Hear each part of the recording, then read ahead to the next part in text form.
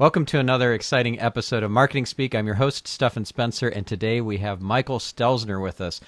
Michael is the founder of Social Media Examiner, author of the books Launch and Writing White Papers, and the man behind Social Media Marketing World, the industry's largest conference and an incredible conference. I've been there multiple times. He's also host of the Social Media Marketing Podcast and founder of the Social Media Marketing Society. Mike, it's so great to have you on the show. Stephan, thanks for having me.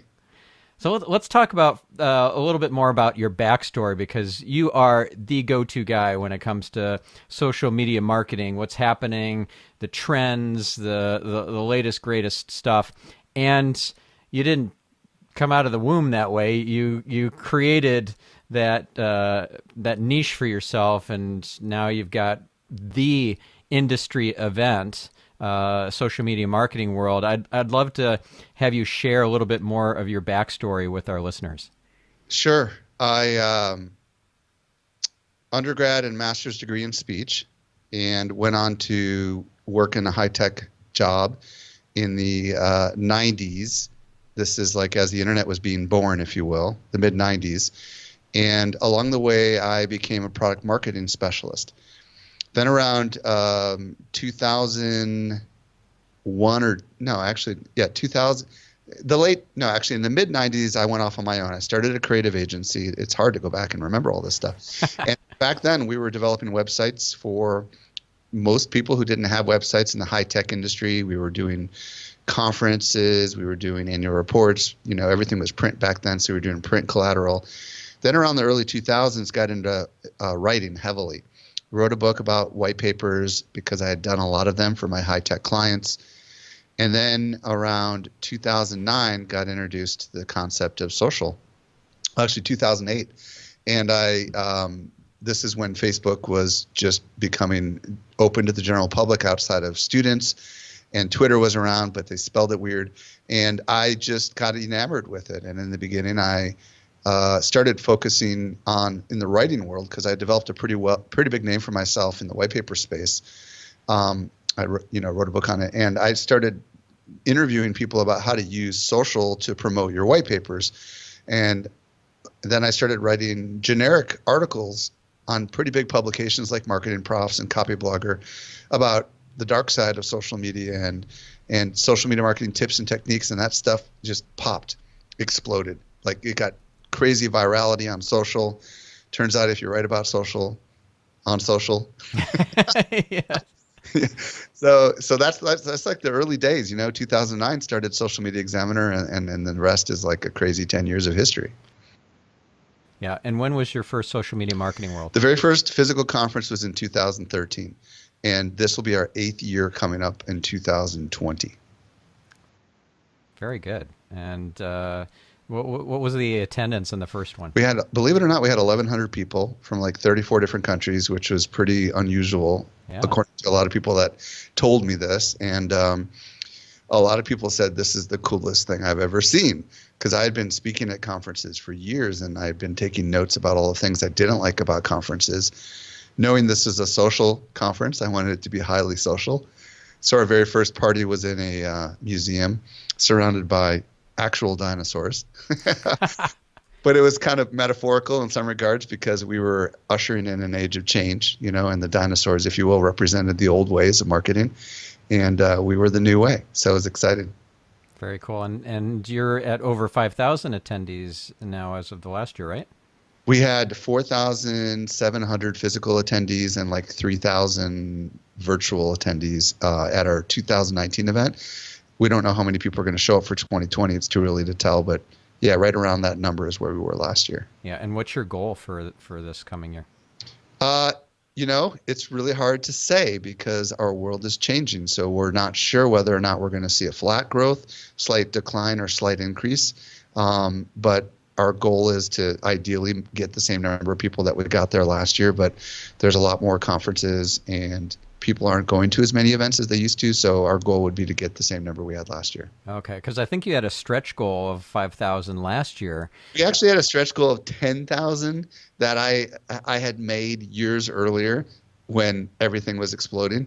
And I'm like, I dreamed to be a 10,000 event. I had gone to VidCon, which for those that don't know, it's kind of the big YouTube conference, but it's got a big fan component. And I had seen that they had over 10,000 by year 7. So I made a goal to have 10,000 by year 7. Obviously, we didn't get anywhere close to it. I realized that we don't have that fan component, which was bulk of their attendance. So I kind of realized that might, not all dreams become a reality. Let's put it that way. Yeah, well, VidCon is a very different sort of conference. I attended one year, and I'm like, boy, this is not what I was expecting. There's a lot of preteens who are running around chasing after the YouTube stars. And, oh my God, it's the Try Guys! And then this whole mob of people go running off. I'm like, who? What? The Try Guys? I almost got run over by hundreds of girls, and they're all, why are we running? They're all, I don't know, but everyone's running, so let's run. It was like crazy, and you hear the screams like it's a Beatles concert. But, at that conference, they do have an industry track, and I've been able to develop some really cool relationships with a lot of people. And, of course, also at Vid Summit, which is the event that we were just most recently at. Yes. And you spoke there, right? Yeah. Well, wait a minute. Did I speak there? No, I was – wait a minute. I think I was on a panel. Okay. Well, that still counts. Yeah. I think I was on – oh, yeah, I was on a panel. I was a last-minute addition to the podcasting panel. Okay. Yeah, for a second there, I'm like, wait, did I speak? No. I've actually only had the benefit of being on a panel twice at that event, and it was kind of a last-minute addition. So you're right, I did have a speaker badge around my neck this year at the event. Yeah, I spoke too. And I had my own session, and it went well. And, Daryl wants me back, so that's pretty awesome. That's huge. Yeah. Yeah. He said he already heard good buzz about my session, like, it hadn't even been a half hour after my session finished. He had already heard good things. So that's good. Yeah. So you chronicle your growth and the road bumps and all that you hit along the way in a well, it's more of a show, a YouTube show called The Journey, right? Yeah, that's my video documentary. And tell me what's your strategy around that? Like what's the end game? So we did it for 2 seasons, and then we put it to bed, and I'll tell you what the strategy was. So we did it for the 2018 and 2019 conference. And the hypothesis was that people wanted to see the good, the bad, and the ugly of what goes into marketing an event that's a big event. And the hope was that they would watch it, get to know us, get to see that we're just like they are, flaws and all, and hopefully want to decide to come and be part of the story. And we did it for 2 seasons. We ran it weekly for about 22 weeks, I think, each season. And the episodes were about 7 minutes in length. It was kind of crazy because there was a camera guy literally nonstop in our offices filming. We didn't know what the story was going to be until we had the content. So we would film and go through at least 40 hours of editing, trying to find the through line, the storyline for each week of the episode. Wow. It was a massive financial undertaking. It did have a big impact on an audience that didn't know who we were, but it was so expensive to produce that we eventually decided we were going to produce different kinds of content on our YouTube channel. Gotcha. Okay. So did you have a specific outcome, like a SMART goal, as they say, specific, measurable, achievable, et cetera? So each season we stated what our goal was, right? Like, we're going to sell this many tickets, whatever it was that year. And what we did not do is tell everybody how badly we missed the goals. Instead, all we did was say, hey, we're not on track. What the heck are we going to do? And we would document the crazy ideas that we would come up with. For example, let's build a bot, or let's try this email automation sequence. I mean, I don't even remember all the things. We did a lot of things. We brought on experts that I had on my podcast, and they consulted with us, and then we would sometimes do the things they said, and sometimes we wouldn't do the things that they said. And one time I went live on Facebook in February of 2018, and I talked about what was known then as the Facebook apocalypse. I don't know if you saw that clip or not, but that video was seen 600,000 times on our Facebook page, and I got all sorts of crazy press. So I was on like Fox News San Francisco. I was on the BBC radio show, their big show in the United Kingdom, and all these other things. It was nonstop all day long. The I forget what the press is called, the Associated Press called me and wanted to interview me for all these stories, and it was just craziness. So all that like was just one of many things that happened, and we documented the entire thing, and that was like a 7-minute episode of the journey, But that kind of stuff would happen. Not that crazy, but that kind of stuff just happened all the time, and we just happened to be filming it all, and it made for really, really good entertainment. But in the end, we weren't able to track the kind of revenue that we had hoped. But I did ask people at Social Media Marketing World both years, raise your hand if you've watched the journey. And in the first year, a pretty substantial amount of people raised their hand. About a third of the audience had watched the journey, which I didn't know if those were the people that were already the faithful returning customers or if they were new. And then the second year, we didn't see as many hands go up. And we began to notice that it was problematic because when you're filming a documentary and you're dealing with real stuff, you got to be careful about how you show off your employees, right? Because they don't want to be typecast as the person who makes all the mistakes or the person who is the comedy relief, because that's real. So it did create a little bit of like crazy town experience here internally. So we would have to have showing parties where we would get everybody into a room and show them the clips. And then afterwards we'd say, what do you think? And we had to strategically edit certain things out because we didn't want people. We wanted to protect the innocent, if you will, right? And it was very easy. Like I now know how it is to create a reality show. It's very easy to just take the clips that you want to create the drama, but sometimes that happens at the expense of people. Right. And what they say also about reality shows is that they're as far from reality as you can get. Well, yeah, exactly. But with us, it was real. There was no contrived anything. It was just, the crazy town world of marketing, because anybody who as you know, over the last few years, the whole landscape in the social media world has changed. Yeah. Yeah. So let's talk a little bit about that, and we'll then come back to what you're doing on YouTube and with video in general. But tell us more about that statement and how everything has changed.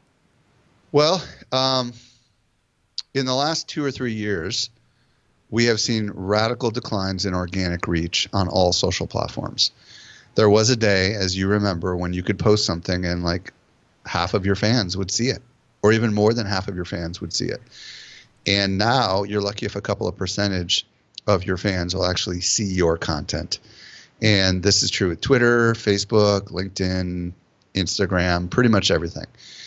As a result, there is a path, and it's called the paid path. But the reality is that most marketers never pay. Facebook Mark Zuckerberg recently disclosed in one of his public internal meetings that there were 7 million active advertisers on Facebook. There's a lot more than 7 million businesses that use Facebook. As a matter of fact, I think I heard 100 million Facebook pages at least for businesses. So the vast majority are not utilizing advertising. So that's a big shift, right? How do we get our message out there if we don't have a budget or if we don't want to pay Big Daddy Facebook? There's other shifts, the video shift. We have seen a radical change since I started with social media, where in the beginning it was all about the written word. A lot of people that came into the social space came out of the public relations world or out of maybe journalism. And back then it was about blogging, it was about writing, it was about interacting in text and developing community. But along the way, video became a big part of it when Facebook introduced native video, and then all the other platforms followed suit. And then eventually live video came into play. And then eventually short form video came into play, right? In the case of stories, which started with Snapchat, stole by Instagram, popularized across all the social platforms. So now really video consumption is what it's all about. And it's like, wow, wait a second. If you've been in this industry for more than 5 years, you've gone from text to images to video. And it's like, whoa, like if you don't have any formal training in how in the world to create video, it can be a very perplexing world because it has completely changed. I don't know. What do you think? I mean, do you agree? I agree. And I think a lot of folks are camera shy, or they have self-worth issues, or just don't feel comfortable Like it takes a special sort of person to be willing to just put themselves out there in that kind of format, or on physical stages for that matter too. Like I was terrible when I started speaking on stages. I was just a train wreck. And I just decided I'm going to take every speaking gig I can possibly do until I become fantastic at it. And it took many, and it took a lot of training and so forth, but I became an excellent public speaker, and I still work on my craft. I just went to Michael Port's Heroic Public Speaking, his full undergrad and grad program, which was incredible. And so I'm constantly investing in myself to get more skills with a Z and more comfort and just unconscious competence with speaking on stage. But yet I have this issue with getting on the screen and doing video. So I don't do a lot of video. I'm not very active on Instagram. I'm not very active on YouTube. And I need to change that. I know I need to change that. But there's this mental block that is preventing me and many, many others. I'm sure that many listeners can relate to this. Oh, yeah, absolutely. It is a huge struggle for a lot of people, especially people that really like to have their thoughts all worked out before they open their mouth, or people that are very self-conscious of the words that they say and want to autocorrect. I mean, the good news about the written word is you can edit it like crazy. The good news about podcasting is you can go back and you can scrub out all your ums and ahs and all that stuff to make you sound spectacular. But yeah, when you're live, it is what it is. And when you're on Instagram, it is what it is. I did this little experiment, which I would encourage people to do that maybe are uncomfortable. I made this commitment to myself to go 30 days live on Facebook. And this was years ago. This is probably back in 2015 or 16 when Facebook Live had just kind of come over to the mobile phone. And I had a tripod, a little monopod thingy with me, and I would go hiking and I would just free flow. I would have a concept in my head. Okay, this is what I'm going to talk about. Let's just say imposter syndrome. And I'm going to go for about 10 or 15 minutes, and I'm just going to, like, whatever happens, happens, right? If no one's there, I'm going to keep talking. If someone is there, I'm going to encourage them to talk to me. And I can't begin to tell you, I tripped over branches. I had a bee like smack me in the face. I had I swallowed a fly, I think, at one point, but it didn't matter. And I didn't make it to 30 days. I made it to 25 days, but I did it enough to know that I had the confidence that I could continue to do it, because I just ran out of ideas at a certain point. But there's no better way to just, and you could do that today with Instagram stories, just push the darn button. You don't like it? It doesn't matter. It's only like 10 or 15 seconds. Do another version. But yeah, it is imperative that we begin to understand how to create video, because the future is video. And there's no better time, as we're recording this, with the launch of Disney Plus, Apple Plus, Netflix. I mean, you got all these video streaming platforms. Like, these companies would not spend billions of dollars to create this content exclusively for direct streaming to consumers if there wasn't this insatiable desire to consume video. And there really is. Yeah. And what do you think is the better format? Longer videos or short form? Okay, for social media, it's definitely short form.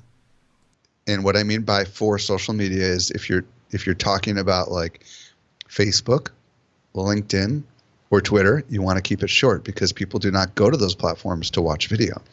So I'm talking like 60 seconds or less. Even though you can go longer, I don't advise it for pre-recorded video. For YouTube, of course, you can go a little bit longer. We tend to go 7 to 10 minutes on YouTube. A lot of the YouTube creators will tell you 10 minutes minimum. But I think that formula depends on your audience. We found the sweet spot is about 7 to 8 minutes with our particular content that we're creating. Now, in my mind, that is all kind of short form content. But in the social world, short form is like literally like 5 seconds to 15 seconds. Mid form is like a minute, and long form is more than a minute. I mean, that's the reality. So it does not need to be long. And it shouldn't be long, because most people will not watch longer video. I've had a number of Facebook ads experts on my show, and they've all told me that ads that are longer than 60 seconds will not be watched on Facebook. Or if they will, it's very rare. They have to be outstanding high quality. So you can be the anomaly, but it's hard to be the anomaly. You have to be really good. Yeah, yeah. So if we're talking about a short form video, let's say it's less than a minute. Is it better to do this as a live video, or is it better to do it as a pre-recorded, all spiffed up with cool editing and all that kind of video? Well, for live video, you can definitely go longer than a minute, but keep in mind that most people will not watch it after the live is done. So the key with live video is you want to do it at a time that everybody knows that you're going to be going live. So for example, we have a live show that goes live every Friday morning at 10 Pacific. And we advertise that, if you will, to our audience organically, and they know and they come. But I think that you could realistically go live for 10 or 15 minutes, but you got to be really good for people to watch it. So that obviously could be that longer form video. So yeah, most short form video will not be live because it's kind of hard to go live for just a minute. I mean, the good news is you can. And that might be your secret weapon. Like if you just decide to grab your phone and go vertical and go live for a minute, knowing that nobody will probably show up in the first minute just because it's convenient, then go for it because it is convenient. It's true. I like that statement, go vertical. Is that something that you came up with, or is that? No, well, what I mean by go vertical is. I know what you mean, but yeah. Let's explain it to our listener who's not sure. So it means your phone, when you do Instagram stories, it's vertical, right? When you take a selfie, it's probably vertical. It might be horizontal depending, but if you're just you in the shot, it's going to be vertical. It's kind of hard to hold that phone horizontally. So the idea of going live vertically with your phone is it's just easy to hold the phone, yeah. and if it's just you, people don't really care about the fact that there's stuff around you necessarily. I've tried both ways, but I think vertical is a little bit more personal, a little less formal. Like if you think about everything on Instagram stories being vertical and being less formal, it just is a very easy consumption model. And when people click play, it does fill up the entire screen. They don't have to rotate their phone. So that's what I mean by going vertical. Right. And is that the right way to go, going vertical for every social platform? LinkedIn, maybe landscape mode, maybe horizontal is more appropriate. LinkedIn. Because on LinkedIn, you have to actually use an app to go live. You can't do that you can't a third-party app. So you can't, to the best of my knowledge yet, like I don't think you can as far as I know, unless you know something I don't know, but you have to use a third-party app from a desktop. So in the case where you're going live from a desktop, well, then obviously not going vertical makes sense, right? Because you could share your screen, you could use Ecamm or any other tool out there that works for you. And in that case, you're going to go horizontal. But if you're out and about or you're at an experience, like I did this when I was at Universal in Orlando, where I was showing off the Harry Potter thing, I just went live vertically and I just showed everything. Maybe I did go horizontal, I don't remember. But yeah, it's whatever works for you. But like you said, yeah, with LinkedIn, vertical video is not going to really work that I'm aware of. We have two trends that we've gone over, the not death, but the decline of organic. Yes. The trend towards more and more video, from text, images to video now. Is there another trend you want to share? Oh my gosh, there's endless trends. Well, what does the marketer listening to this need to know in order to stay current and future-proof their marketing? Well, first of all, I think it's important to acknowledge that ad costs are rising and they will continue to rise. So what that means is that you will have to probably become more reliant on paid acquisition because your organic reach is not going to be there. And the cost for that acquisition will go up because there's a limited amount of real estate out there on the social platforms, and they charge a premium, obviously, to get access to the audience that you want to get access to. In particular, as of this recording, Instagram Stories is the most economical medium out there because Mark Zuckerberg has declared that there's excess inventory there. Therefore, you can get your ads placed into stories in a very economical way if you choose to do that. But there might be a lot of inventory there because that ad unit may not be very effective. It's a very short vertical ad that I think shows up for just a couple of seconds And I know from what I've heard, I think you can group up to 3 of them together. So you could go 15 seconds times 3 with those stories, but they have to be really, really well done. If you think of how Instagram works, it's kind of a platform designed to keep you on the platform because there's not a lot of external links. So it's mostly a branding play when you're doing, that kind of advertising that may not be serving your objectives. I think marketers need to go back to the basics on a few things. I think it's time to really invest in YouTube, which I know we're going to talk about a little bit later, and original content creation in particular. So I'm very big on podcasting. I'm very big on blogging, and I'm very big on original video creation. The reason why that's so important is because we have changed from social being about sharing to social being about engaging. So in the olden days, it was all about sharing, right? You share this with your audience and they will see that. That is no longer a core metric that social marketers should care about, because sharing does not mean exposure anymore like it used to. So if someone shares your content, it doesn't mean anything. It's not necessarily going to do, it doesn't mean, for example, on your blog, if they post it on Facebook or Twitter, it doesn't necessarily mean that they're going to actually, that those platforms are going to expose that content to the relevant fans of whoever shares that. I believe that the sharing metric is a dead metric. We still keep it up on our blog because we like that social proof that we get. We used to get like 5,000 to 10,000 shares per article. Now we get, if we're lucky, 1,000 to 2,000 shares an article, which is still a lot for a publication like us. That is a lot. But we keep it up there because it is a powerful social proof metric. We don't care about the actual traffic that comes from the shares. We track it. It's inconsequential. We instead want that social proof mechanism. But getting back to the core of it, like if you can create content on a medium where people are going to hang out, if you will, like podcasting, they spend a lot of time listening to the show with you and me, maybe a half an hour each way on their drive, or in YouTube where people spend outrageous amounts of time. If you can create content on those platforms, then you have the opportunity to be, quote unquote, the publisher, right? And when you are the media and or the publisher, you are becoming a little more independent and a little less dependent on paying the social platforms to get your content out there and seen. And I think that the platforms are all pretty much closed ecosystems at this juncture. And they're really not designed to drive you off the platform in any way, shape, or form. So we just need to rethink how we do what we do. Another trend, I think, is Facebook groups. Now, before we jump into Facebook groups, I want to dig into really quick into a couple points that you were talking about. One is that the share metric is a dead metric. Now, one thing I heard this year from Molly Pittman is that the share to reaction ratio is really important in terms of your ad costs on Facebook.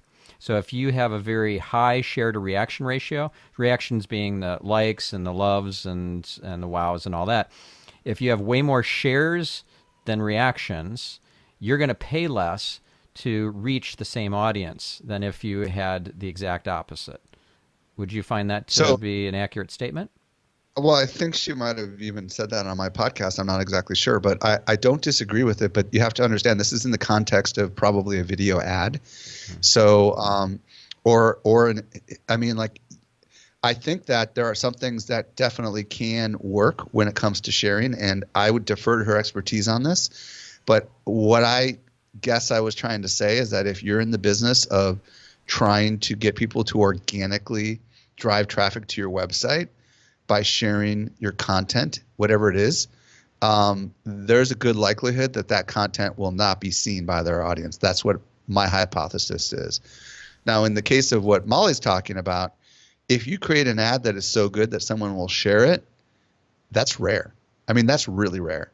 So I can understand why Facebook would reward that kind of behavior, but I don't know, outside of a special sale, too many people that would share an ad. I can't remember ever sharing an ad. Have you ever shared an ad with anybody?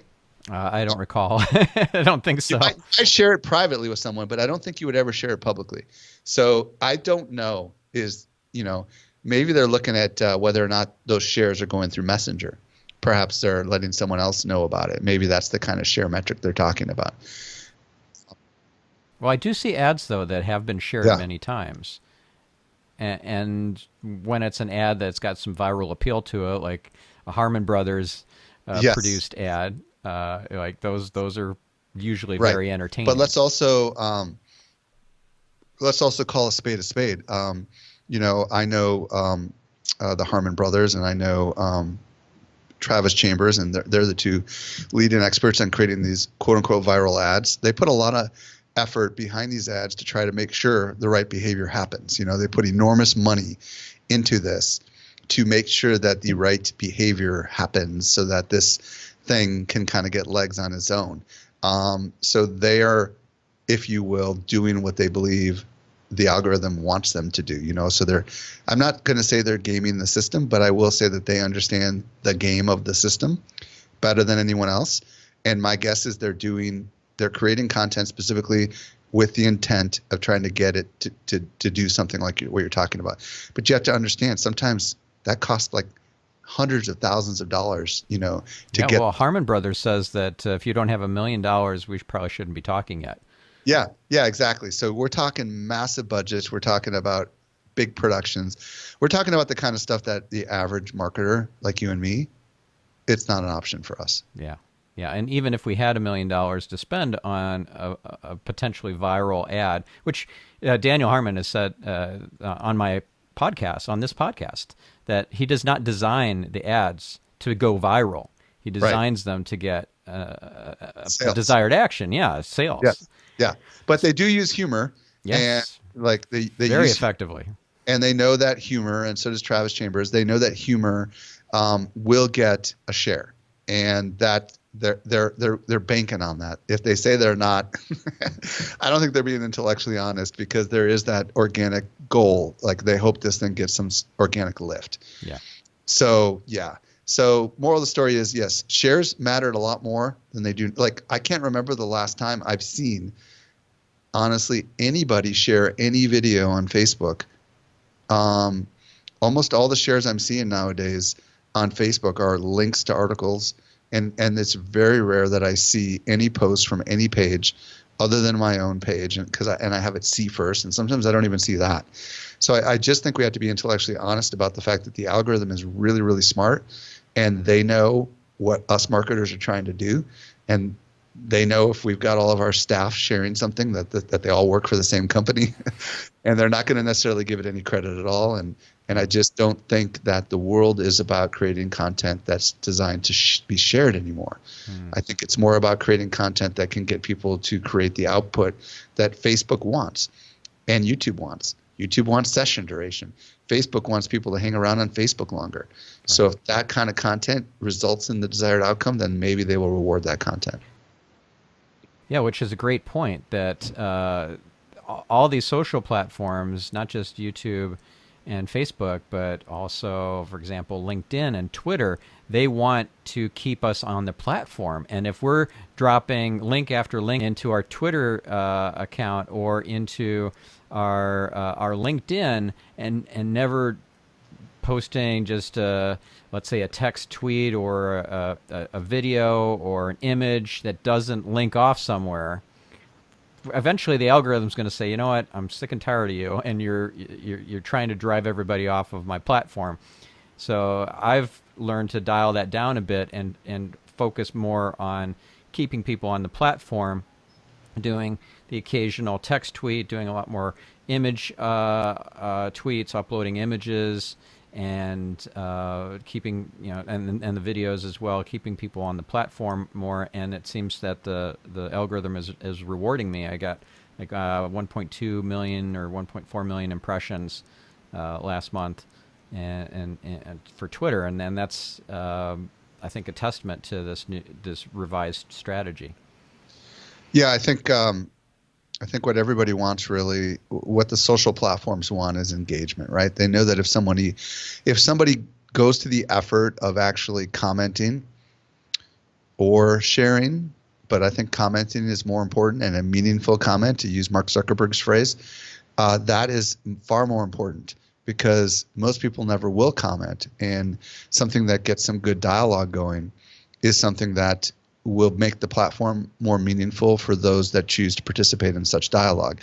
And that is really kind of what it's all about. And we as marketers have to ask ourselves, how can we ask the right kinds of questions to convey that we understand who our audience is, but to also allow them to express themselves? And that is going back to the way it was in the beginning, which is fascinating. Good old-fashioned text. Yeah, right. And one thing I want to follow up on here with the ad costs rising is which platforms do you think the ad costs are so prohibitively high that it's probably not a good deal? Like, I just did some LinkedIn advertising at the beginning of the year, and it was so unprofitable. It was a complete and utter waste of money. And I used a really good guy for that. I used AJ Wilcox. He's like the... Yeah, AJ's told me, and I've seen him comment inside of various places, that while LinkedIn is evolving their placement features, they're also getting substantially more expensive. And it's become very hard for small businesses to actually get any kind of meaningful return on investment on LinkedIn unless you're willing to pay a lot. So if you have a very substantial valuation of your customers, so like if each new customer is worth like $10,000 or $25,000, and you're willing to make a pretty substantial investment to acquire that customer, then obviously you might be a really good fit for LinkedIn. But Facebook is still far more affordable than LinkedIn and Instagram, of course. So the real question is going to be like, we've had the same response, Stephan, as you have. It's like LinkedIn is so ridiculously expensive that we're just not at this point willing to, quote unquote, experiment with our money there. Yeah, it's like setting your big piles of money on fire. It sucks. Yeah, exactly. So, I mean, and that's the way it is for Facebook right now. It's the holidays as we're recording this, and ad costs are obviously going up because there's very limited inventory. And then we're entering into an election year in 2020 here in the United States, and we're going to see a lot of money being poured into Facebook on the elections, and available inventory is going to be pretty tight. Yeah, Russia's going to use it all up. Yeah. So there's a lot of money that's going to be spent on Facebook. So those costs are going to rise. You'll see a decline in January, mid-January, probably through the spring until, the campaigns start going crazy, both, local, state, and federal. But I think the days of affordable Facebook advertising are kind of over with. And I think that, we have to get really smart about how we choose to use our money on a platform like Facebook. Yeah, I would agree. Now, Twitter is more expensive than Facebook, from what I hear. It's not as bad as LinkedIn, but it's pretty bad from what I hear. I can only speak from the experience that we've had as a company. We have not had a lot of great experience on Twitter with ads at all. First of all, you have to be using the actual Twitter apps in order to see the ads, right? And there's still a big third-party network of apps out there like Tweetbot and all these others that you're never going to see an ad on, which is part of the problem they've had with having an open API over all these years where anybody could design the apps. But yeah, I don't think people hang out for very long on Twitter. And that's the challenge, right? Like you're on and off it in a matter of minutes. So I think YouTube is obviously the big opportunity, in my personal opinion, which we don't think of as social. But I think if we can figure out how to create quote unquote video ads, which, as you mentioned earlier, video scares the heck out of marketers. But if we can figure out how to get creative with maybe video ads that are remarketing ads, and we know that our audience hangs out on YouTube, then perhaps that might be the last big frontier where the costs are not completely outrageous, because there really are a lot of people, I think I heard 1 billion people every day, if I'm not mistaken, or almost 1 billion are watching videos on YouTube for a pretty substantial amount of time. So there is inventory there. Yeah. And is your company doing a lot of YouTube advertising? We are beginning to experiment with it. We have been experimenting with YouTube advertising over the last 2 years with limited success. But each year, as we get to know more and more, we begin to come up with strategic plans. But as of this recording, we're not running any YouTube ads, but we hope to run some YouTube ads here before the conference. Gotcha. Okay. Now, my understanding of YouTube advertising is that if you dial it in, it can be really affordable and super high value. That's what I heard from Tommy Traffic. That's Tommy Powers. We did a podcast episode a while back. Another one is Tom Breeze talking about the same thing of that if you work with a specialist YouTube advertising agency and not a generalist that says, oh yeah, we can do YouTube ads, we can do Google ads, Facebook ads, we can do it all, like jack of all trades, master of none. And so their company is very much a YouTube specialist advertising agency, which I like, and I think highly of Tom. He's also been on this show. So what are your thoughts? Well, we've used Tommy and Tom, actually, believe it or not. Tommy advised us, and Tom, it's funny, they both have Tom names. We hired Tom's agency. We did not have a lot of success because we were selling something complex, which is a conference ticket, right? I think it depends on your product. So if you're selling an e-commerce product that is kind of an impulse buy, something less than $100, which is definitely not what we're selling, I think you might have more success with YouTube ads. Something as complex as spending many thousands of dollars to come to San Diego, get your airfare, get your hotel, and get your conference ticket, all in, it could be $3,000. It's just a very complex sale. And as a result, we were not able to really get the kind of, we didn't get the kind of, ROI on that we were hoping for. And we've also worked with another gentleman, Brett Curry. I don't know if you know who that is, but he specializes in YouTube ads as well. Fellow speaker at Social Media Marketing World. And might be a good guy to get on your show. He's very focused in the e-commerce world. And but yeah, it's and we've worked with his organization in the past too. We've just never been able to crack that nut. But we know for a fact that it can be successful. But it depends, I think, on your product and your consumers' buying behavior. Do you think that SEO as a service could be a good thing to advertise on YouTube? I would imagine yes. Only because there's so much content on YouTube specifically about search engine optimization. I would venture to guess you absolutely could, for sure, benefit from that. But I would experiment. I treat my philosophy lately has been, let's treat everything as an experiment. Let's start with a small experiment over here, and then let's say, okay, that experiment must be successful before we expand into the bigger experiment, right? Like we level to it once we've gotten through level 1. And if that experiment fails, we agree we're just not going to do another experiment on this, at least not now, maybe next year. Yeah. So everything we do is an experiment these days, and I think that's the right attitude, because otherwise you could go in full scale and spend outrageous amounts of time and money on something that might be a distraction. Right. Yeah, makes total sense, and I wholeheartedly agree with you on that. I'm very much an experimentalist. I try things. I have hypotheses and control groups and all that, and I want to apply the scientific method to what I'm doing, and not just go with my gut. Although my gut is pretty good. I did the 10,000 hours plus, and so I can do the thin slicing. Yeah, I mean, generally speaking, I've done so many tests over the years. There's very few surprises when it comes to testing. Like generally, if it's going to work or if it's not going to work. But occasionally, when you do get that surprise, you're like, "Wow, I never would have guessed that." Yeah. Okay, so I interrupted you in the middle of you're going through the trends, and so we were about to embark on Facebook groups. Can you elaborate? I wrote a post called "Beware of Facebook Groups" if anybody wants to check it out. And then it said "Long live communities." And what I did was I talked about how and why Facebook so desperately needs us to develop groups and nurture communities. And I'll give you the essence of it. Facebook has said that we're going to ensure privacy inside of certain kinds of platforms. For example, Messenger. They're going to encrypt end-to-end all those private messages, which implies that they have not been encrypting it, and they have been reading those messages. So Facebook has been reading every private message you've ever sent, anonymizing it, trying to determine what your interests are based on those private messages that you send. And that allows them to build out the open graph on you and everyone else that you know. so that they can try to customize the ads experience.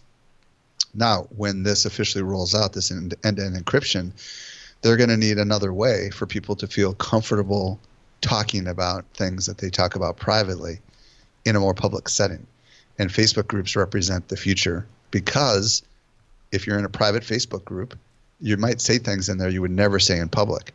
And Facebook wants to encourage that communal interaction under the auspices of we care about community, which is true, but they also care about data. And it's a big old data play where they're trying to get people to develop every conceivable community you can imagine so that they can mine that data to understand more about you and your interests. And anybody that doesn't think that's what's happening with Facebook is completely ignorant and doesn't understand what they've been doing all along. We are the customer, we are the product, and they're selling us to the world, right? And by the way, did you see The Great Hack on Netflix? Yes, I did. Yeah, I watched that. Really interesting. Really interesting, yeah. Very interesting. And a lot of it affirms some of the things that I've thought. So the moral of the story is they have the best Facebook. They have the best group platform out there, period. LinkedIn used to be great, but now it's not. Facebook, it's kind of like the best. They've made the best possible product for groups, but just we need to be aware that if we build our home there for a group, there's a good chance they'll do to groups what they did to pages, which means they're going to minimize the reach. And you'll have to pay eventually to get to all your group members, right? Because you cannot export those group members. They don't even let you easily know who everyone is that's a group member, just like you don't know who all your fans are, right? It's all part of the mystery of how they do what they do. And I wouldn't be surprised if they'll be serving ads into groups eventually as well, because they've already talked about monetization features coming to groups and all that kind of stuff. But aren't you building on rented land? Isn't that kind of a scary thing? You absolutely are. But isn't that what we've been doing all along with social media? We've been using rented land from day one. And there is this kind of downtown Disney mentality, because you live in LA, you've been to downtown Disney, you know what I'm talking about, right? Yep. Like all the shops that are cool are in downtown Disney. It's the prime real estate. It's where everybody passes through to get into Disneyland, right? For the most part, from the hotels.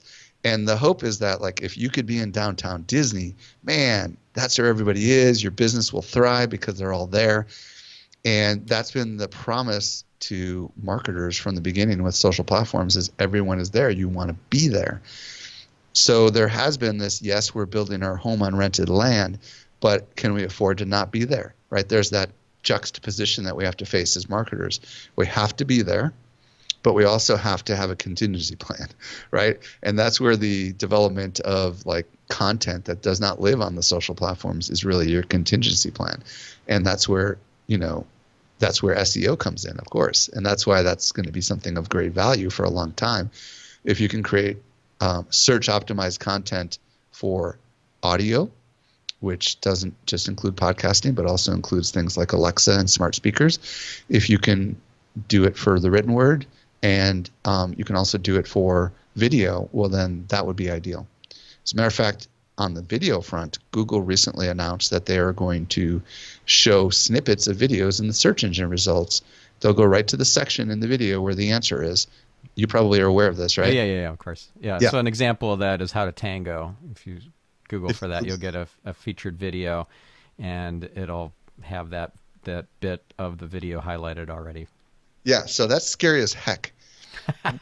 And let's be honest, right? Like we create all these videos just to have them show that one little clip, right? And if you're trying to monetize that video, they may bypass all the other stuff, right? And that's the problem. And they're already doing this, obviously, with featured snippets inside of, text, which you know more about than I do.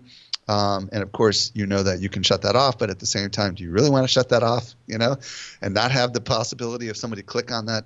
So it's just, we're getting to a world where it's tough to create content that is delivered by these billion-dollar companies.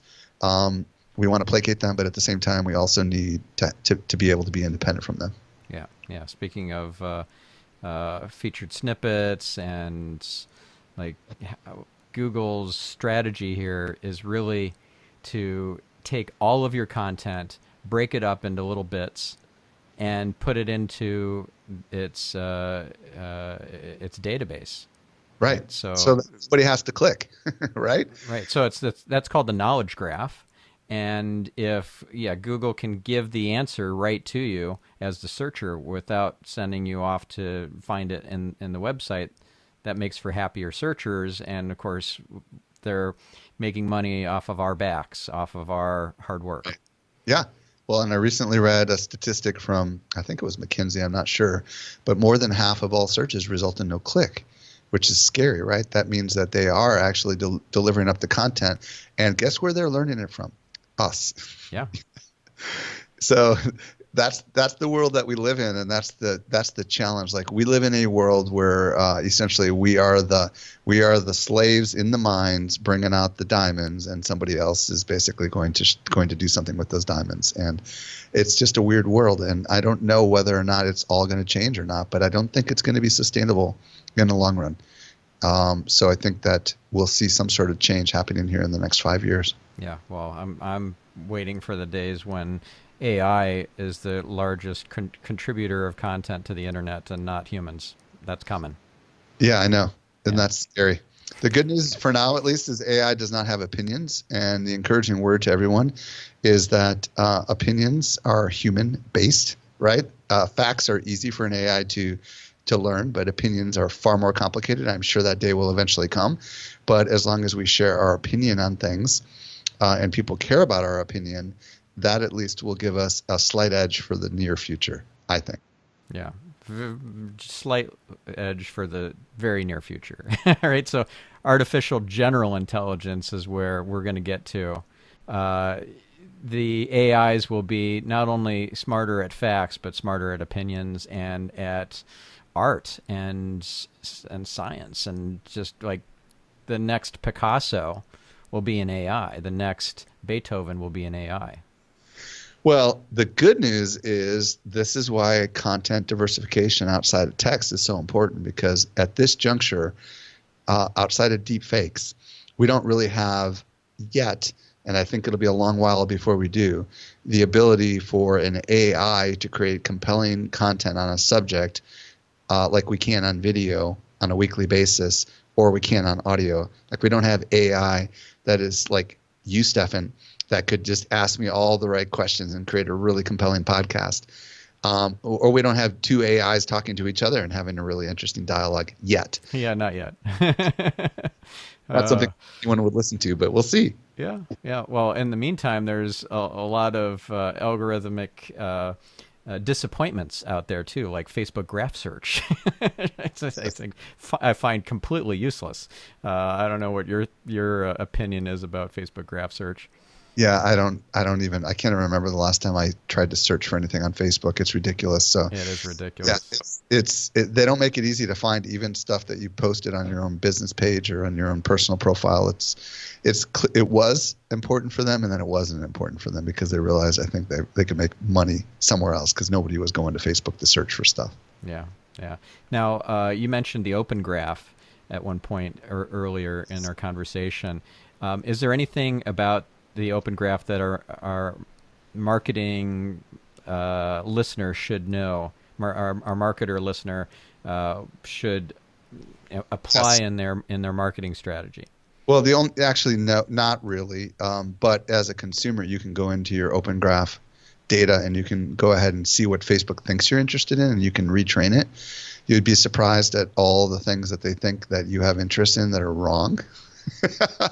So if you as a consumer want to go in there and like kind of say, no, I'm not interested in origami, or I'm not interested in like underwater basket weaving or whatever it is, you can just click those things off so that it can develop a better understanding of who you are.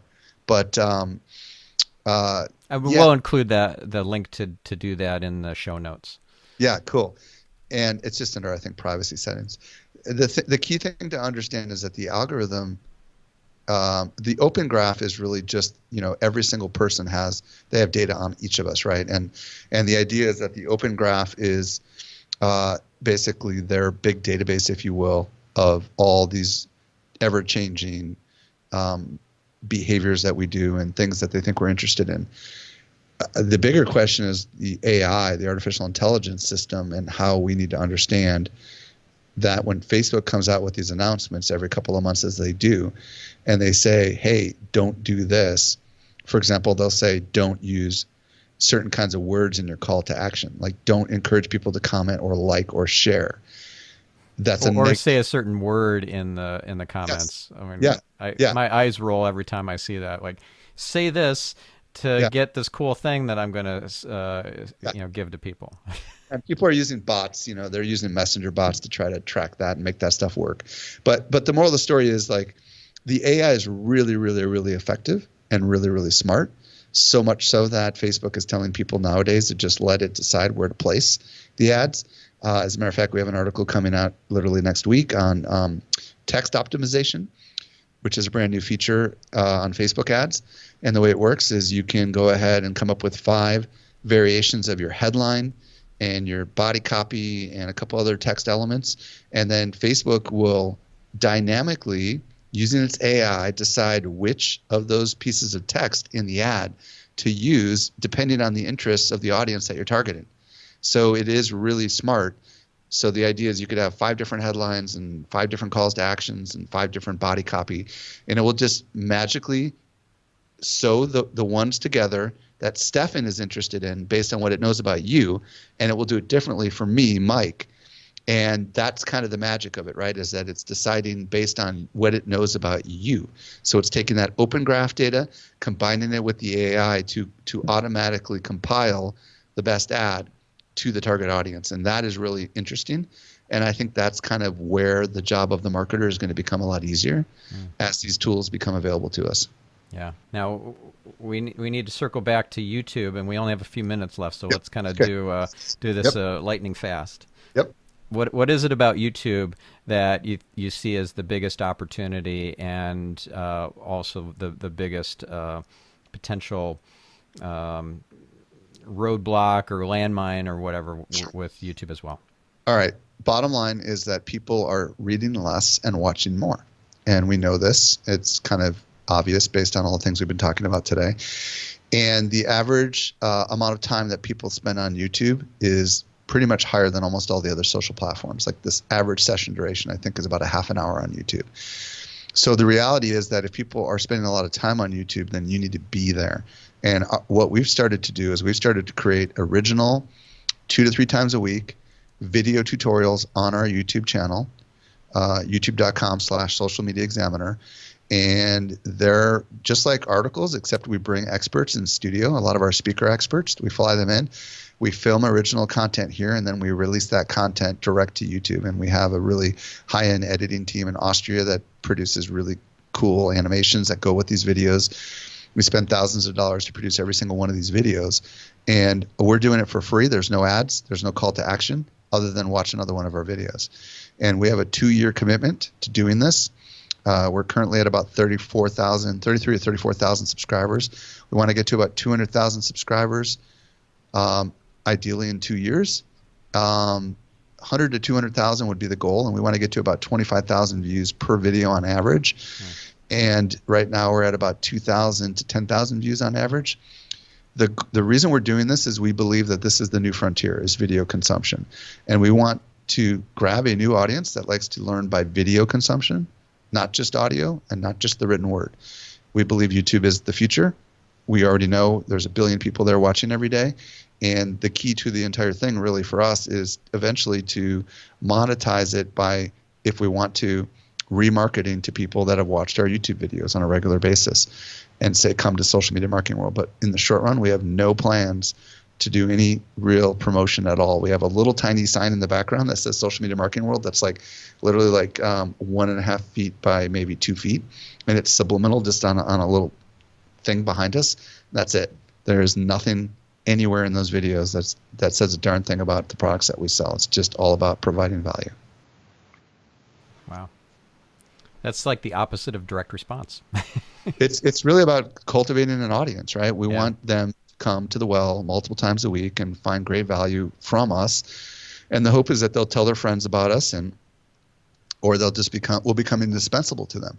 And then maybe they'll say, well, what else did these guys do? Whoa, they got a podcast. Whoa, they got a big old blog. And whoa, they got a conference. That's the hope. Yeah. Awesome.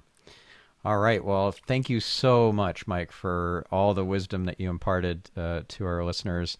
If folks wanted to take the next step and learn more about social media marketing, of course, you've got the Social Media Examiner site, and you've got the conference, Social Media Marketing World.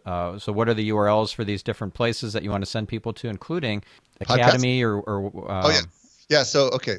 So first of all, if you have room in your listening patterns for another podcast, mine is called Social Media Marketing. We drop it every week. And then if you go to socialmediaexaminer.com, you can find everything. You can find Social Media Marketing World. You can find our society, which opens up just once a year. And you can find anything else that we've got going on there, our live show, our YouTube channel. Everything is at socialmediaexaminer.com. All right. Thank you so much, Mike. And thank you, listener. Now take some action. Apply this in your marketing and let me know how it's going. My email is me@stephanspencer.com. I want to hear from you. Thank you, and we'll catch you in the next episode of Marketing Speak.